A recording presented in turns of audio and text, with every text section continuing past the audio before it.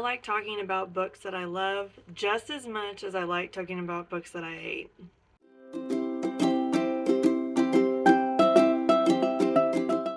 Hi, hello, and welcome back to my channel. My name is Alex, and today is the beginning of the least favorites series for 2024.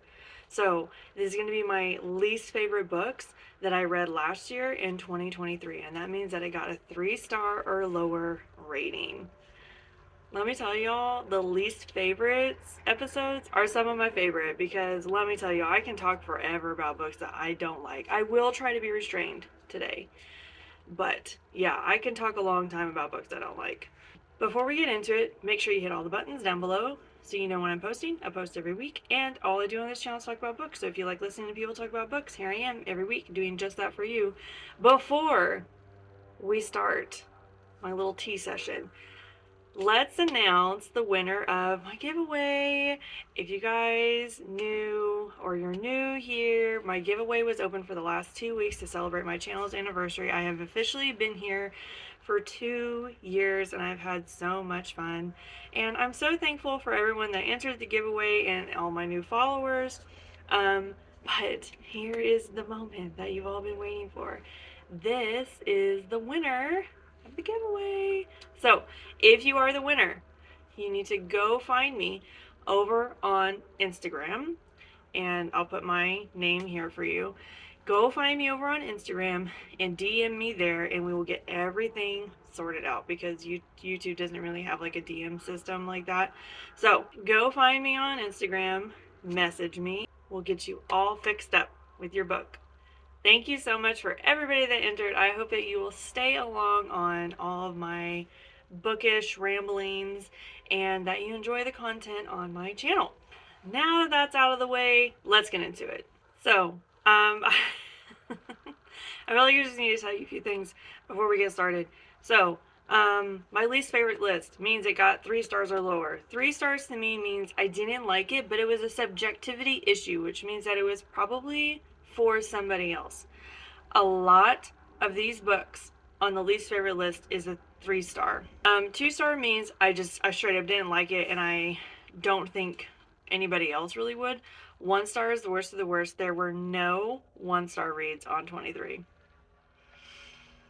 There's only been like a few 1-star reads like ever for me, so it's not very common for me to do a 1-star. So yeah, there's no 1-stars on 23. There is, I think, at least one 2-star book, but mostly they're all 3s because I do see the potential in books that I don't like. Like, I do see that this probably just wasn't geared for me. But there are some books that are just so flawed that I don't think they're worthy of the 3-star rating. So the funny thing about this list is, like, I went through and made it up, and it is exactly equal to my 5 stars. So I have 9 5-star reads from 23 and I have 9 least favorite reads from 23. I thought that was so funny. They're usually not equal. Like, usually the 5 stars really outweigh the least favorites. Or there was one year, I think it was like 21 or 22, where I had so many low rated books. Like, I was having a bummer of a year. But anyway, I'm going to do 3 titles for you today, and these are all 3-star books. So let's not waste any more time. Let's get into it. Okay, the first book is The Kiss Thief by L.J. Shen. When I tell y'all I was so disappointed in this book, oh my gosh. First of all, the theatrics and hoop jumping I had to go through to get this book was insane.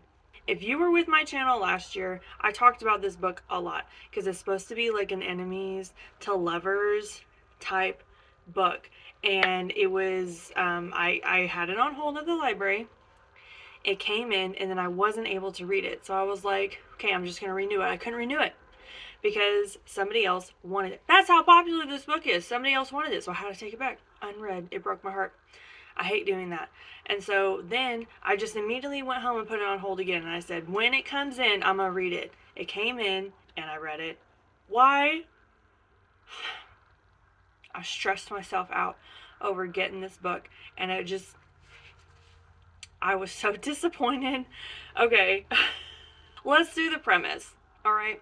This book is an arranged marriage novel, and basically, we have a very powerful, almost like mob family that is being blackmailed for the marriage of their daughter. Good bones, right? Sounds pretty good. So, we're following the daughter that is, I think, 19, and she gets forced into this arranged marriage with a senator who's like 25, which, I don't know how to feel about that. Not the age gap, because it's not really that big of an age gap, but the idea of this guy being like a senator and 25, like, I don't know that I really believe that. Um, he's in his 20s, I'm pretty sure. If not, I just can't remember it that much.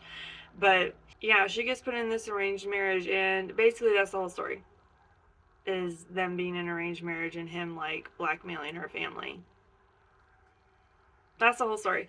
It was so many people said this book was spicy. It was not spicy. Where was the spice? I think this is what I mean when I talked about this on some other post, some other moment ago. It that everybody's interpretation of spice is so subjective that I really dislike when people are like, "Oh my gosh, it's so spicy," and it has like two sexy scenes in it, and they're just very normal. That makes me sound like like I have a problem. I don't have a problem. I promise. Oh my gosh. Okay. So, things I did not like about this book. Um, I'm going to stop myself from saying everything because there were some good moments. Like, I just, you know, for it to be labeled an enemies to lovers sort of book, I really wanted more enemy edge. Do you know what I mean? I wanted more anger and aggression towards each other. I really wanted some of that to play out in their sexual encounters as well. Like, I was really looking for something that was like true enemies to lovers to me. To me, this was more like they were both dealing with the situation that they didn't like and they learned to like each other. Like any arranged marriage. Like, it just read like an arranged marriage novel, and I really didn't get the feeling that either one of them really hated each other. Like, I did at the beginning, but it wore off so quickly. I don't know. Other things I didn't like. The main male character emphasized his bride so much that it made me think that LJ Shin has some sort of kink about that. It was just like he would call her a teenager all the time. He would call her a child all the time. Like, bro, she's not that much younger than you. And she's old enough to get married. She was 19, about to turn 20. She was in college. Like, she's an adult. I get that she's not in her 20s or 30s, but like she's an adult. It rubbed me really the wrong way that they kept like heavily spotlighting that she was like so young. It's like, no, she's not really that young. I mean, yeah, 19, I don't know. That's not that young to me. Like, she's an adult now. And they just made it seem like she was like 14, 15 all the time. And it just really, I don't know. It gave me the ick, like a lot. And let me just say, like, almost every trope in this book was not for me. Like, I'm very picky about romance tropes, and pretty much every romance trope that was in this book was just not something that I enjoy reading. So that made it really hard. It made it really hard to like because all the tropes just weren't any of my favorites. And that's where I ended up giving it the 3 stars, because I know that some of these tropes are super, super popular and that I just wasn't the right reader. And that if someone who enjoyed these specific tropes read this book, they would probably really love it, which is probably why it has so many good like ratings and stuff and reviews. This book was straight up just not for me. And I was just so disappointed because I waited forever for this book thinking that it was going to be so amazing, and I was just not amazed. And like I disliked it so much that I'm really afraid to read LJ Shen again, which they've written a lot of books and a lot of romance books and things like that. And I'm just at the point where I'm like, maybe I shouldn't read any more. I don't know. So many of their books have popped up for me that I'm like, maybe I should just try another one. And then I get like a really weird flashback from this book, and I'm like, maybe I shouldn't. So if you read anything else by L.J. Shen and that you really liked, drop me a comment, I guess, and I'll trust you this one time. I'll see if maybe it just wasn't the right book for me. But yeah, here's The Kiss Thief in all of its glory. The next book I'm going to talk about is The Last Days of Jack Sparks by Jason Arnopp. Alright, this was another one that I should have just let slip through my fingers. So this was on a maybes list for the horror lineup on 22, actually. It was on the 22 horror lineup. And I passed on it then, and I did an episode in 23 about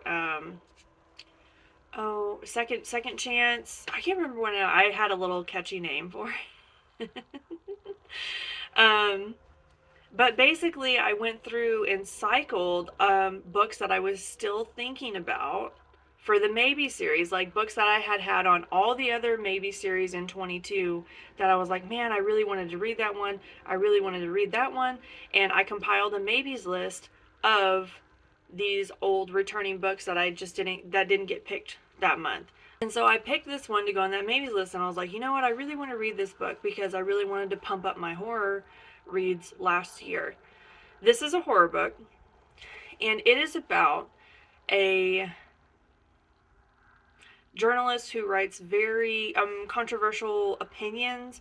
Like, that's kind of his whole deal, is going and experiencing something for the sake of experimentation for his readers. So like, he basically became a drug addict to write a story about it. That was before this story, though. This story is he wants to prove that exorcisms, spiritual, people beyond the grave, anything like that, ghosts are not real. So that's his whole mission, is to disprove all of these claims that there is another layer to this world. Do you know what I mean? So, starts off super strong. He goes to witness an exorcism in Italy, I believe. And as he's sitting there watching this exorcism happening, he starts laughing. And that's where everything kind of like takes off. Like, we're going from him at this exorcism, and then I think it's like a week later he's missing and nobody knows where he is. And that's how the story starts off, telling us that like he's missing, and they have all of his notes and stuff, and they've talked to and interviewed a lot of the people that he was around in those final days. And I think it's his brother is trying to piece together what really happened in his final days. Let me tell you, this book was a ride. Okay, I was hesitant to give it the 3 stars because I did think the whole concept of this book was so interesting. It did not deliver, though. I could not give it the 4 stars because I really think that there were major flaws in this book. But the whole idea of this book, brilliant. The ending to this book was incredibly disappointing, but in a way I didn't expect, because the ending ended up being so much bigger than I thought, and I feel like they rushed the ending. I feel like Jason Arnopp just plowed right through those final chapters, and I was like, we've been waiting. Why did you just plow through those last chapters? Like, this book was a little big, too. And so the pace at the front half of the book was just pretty good. And then the pace in the middle and the end, it was just very confusing the way that Jason Arnopp set this up. I will say at the beginning of the book, we're getting like Jack Sparks' notes and recordings and stuff. And so you can kind of tell, because they're mirroring that with eyewitness accounts of people that he's like talked with and everything. And you can just see the unreliable narrator that Jack Sparks is. And then the further we get into the book, all of those accounts, eyewitness accounts and stuff, stop happening. And I think that was a huge mistake by Jason Arnopp, because At this point, we know that Jack Sparks is an unreliable narrator. And so to take away the only realness in the book from these eyewitness accounts and recountants of what he was doing and where he was makes the book so unstable. I have no idea what to believe. I had no idea what to believe past the halfway mark because I didn't trust the narrator to actually tell me the truth. His ego was so inflated, and he would just rewrite whole things that happened. I had no idea what was real. And that made it really hard for me to enjoy the book because I just couldn't get over how unsure I felt about everything. Do you know what I mean? And like I said, the ending, I think Jason Arnopp rushed through it. Now, if you're asking about what the horror is like, paranormal horror is one of my favorite genres. This did not deliver for me. There were maybe a few scenes that were done really well, but I mean, it's like 3. There really was not the paranormal factor here that I was wanting. And like I said, the setup about the halfway point of this book completely changed, and I felt like Jason Arnopp opened a bunch of doors that he had no intention of closing. There was a lot of misdirect here, and I don't really understand the purpose of doing that because it didn't aid in the story. At least for me, it didn't aid in the story. Like I said, this one is one that I could unpack a lot because I just had a lot of issues with it. And the reason that I'm so testy about it is because, like I said, the foundation of this book, the startup of this book was done so well. It promised me so much in those opening chapters. And I felt like he let me down. And the whole idea of this book was really cool. And the ending, like I said, was so much bigger than what I was thinking.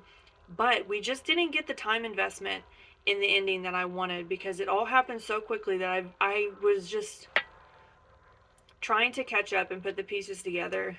And I think there was just a lot of mistakes made, honestly. I couldn't give it the 2 stars because, like I said, there were some really brilliant things happening in this book. Some really cool stuff. But I think I don't know. I have no idea. It just didn't fit together that well. There were too many concepts on the page. The pacing was not done correctly, and he switched the way that he was writing it about halfway through the book, and I think that was a mistake. So yeah, this is one that I could talk about a lot, but I won't talk about it anymore. This is The Last Days of Jack Sparks, and it was a 3-star book. Okay, the last one today is Dope by Sara Gran. Alright, I read Sara Gran a while ago. It must have been 2020 when I read her last, and I remember thinking, I don't know about this. And I ended up giving that book 3 stars. And so I was like, this is my last chance with Sara Gran, you know? I'm going to put her back in the lineup and just see. And if I don't like this book, that's it. Sara Gran is not for me. I'm here to tell you Sara Gran is not for me. But apparently she is for a lot of other people. This book is about a recovered drug addict that is hired to find a rich family's daughter that is a current drug addict. And she's been missing, the police have given up on it, and they're like, we want you to find her because you know the ins and outs of the scene of drugs. This had a very old feel, but I don't even know what time year this was set, maybe the 60s or 70s maybe. And so that's kind of the whole gag of the story. She's trying to find this missing drug addict, and is being paid by this rich family. And in the course of doing that, she sort of unravels a lot of issues. I felt like this book was so short, okay? It's very short, and so was the last Sara Gran novel that I read. So I kept thinking it's going to be a quick read. When I tell you I had to blaze through that because I knew if I set it down, I would never pick it back up.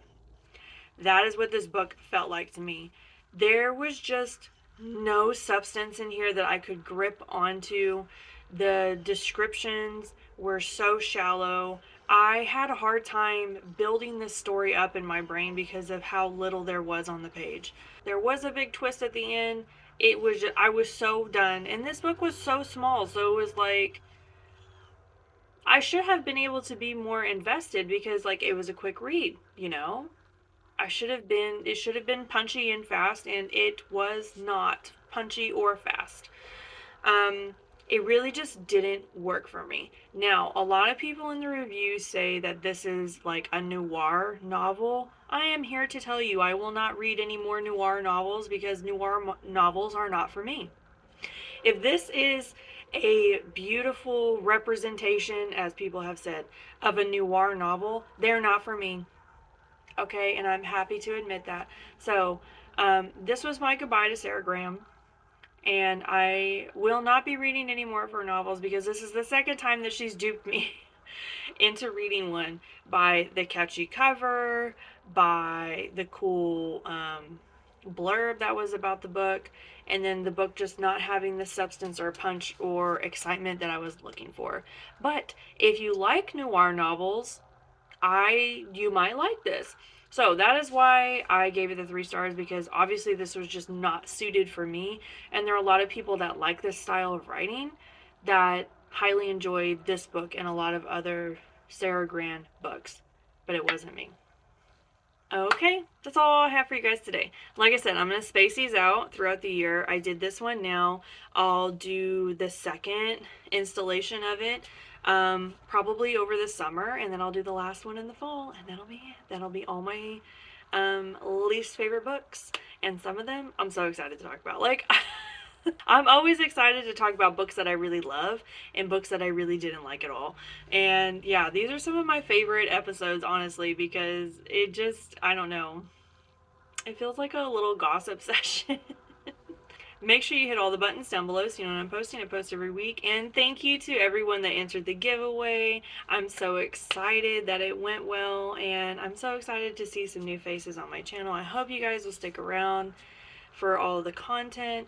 And yeah, if you're the winner, make sure you find me on Instagram and DM me so we can get everything going and get your book sent off. So, yes, thank you guys so much. I'll see you all next time. Bye.